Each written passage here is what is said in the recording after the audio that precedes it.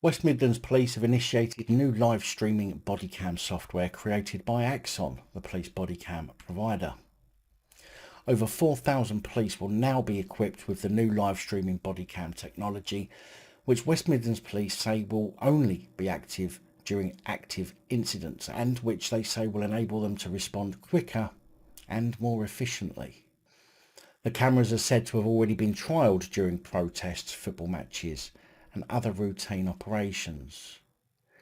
It's said that the cameras can only be switched on for valid operational reasons and that there are strict rules about their use. But obviously there had to be a caveat, didn't there? I mean, you can always rely on the police to have a get out of trouble card ready to be played by police to excuse their lack of using the technology properly when something goes wrong. Now, it's said that when the cameras are activated, commanders or specialists elsewhere can log in to see what's happening and offer advice or deploy reinforcements when necessary. So basically there needs to be somebody sat in front of a computer pretty much at all times waiting for a live stream to start. In fact, it will need to be more than one person. They're going to need an entire unit to monitor the live feeds for more than 4,000 police that are carrying these cameras with them. A test to show its usage to reporters was carried out in the control room in Birmingham and followed 2 police deployed to a reported robbery in Aston. As the 2 officers arrive at the scene, they turned their live feed cameras on and the control room was then able to see what was happening. Apparently, a group of offenders had stolen about £60 from a man's flat. He had refused to hand anything over and one of the offenders had hit him over the head with a bottle. One of the constables at the scene administered first aid while her colleague questioned the man's neighbours about what they had seen and heard. Whilst back in the control room, they said that they could see that there was no need to send any other response teams. Now, doesn't that make a nice change? Normally, plod are all too keen to turn up to a non-event in order to turn it into an actual event by inflaming the situation. West Midlands Police Chief Superintendent Ian Green said, "It actually really does help. We'll be looking at using it in areas where we have people in crisis so that we can get the right advice and help there. But actually, as officers start to use this, I think more and more ideas will come in to make us more efficient and better." Now, I'm sure it will also be used in non-crisis situations where police can simply use it to grab still frames of people, then pop that into the facial recognition systems in order to continue to build more intelligence of people without their actual knowledge. West Midlands Police are said to have also released recordings of some of the incidents in which the technology was used during the trial period, although at this time I've not been able to find anything identified as live feed footage from an incident during the trial.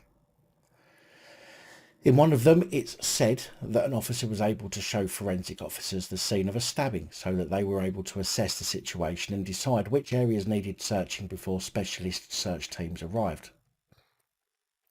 Apparently, the footage quality is of such high resolution that the person viewing the live feed can see more clearly than the person on the ground. Allegedly. Now ask yourself this, why is it that police body cams can now be of such high quality? They make that kind of statement, but police sharing CCTV footage often looks like this from Bedfordshire Police.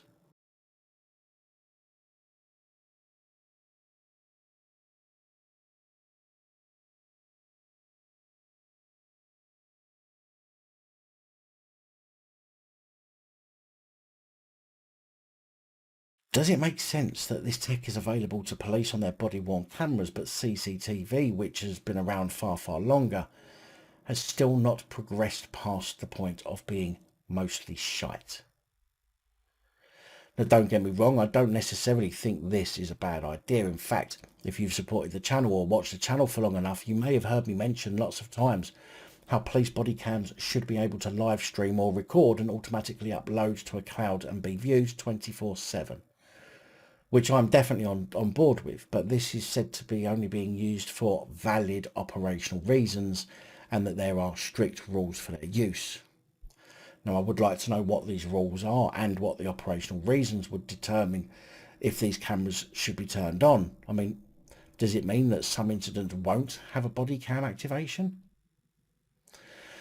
I personally believe that police's body-worn cameras should be live streaming their entire shift, whether a cop is actively engaged with somebody or not, even if they're simply driving or they're on their lunch break. I don't think it should matter, seeing as a copper is never off duty, unless it suits them.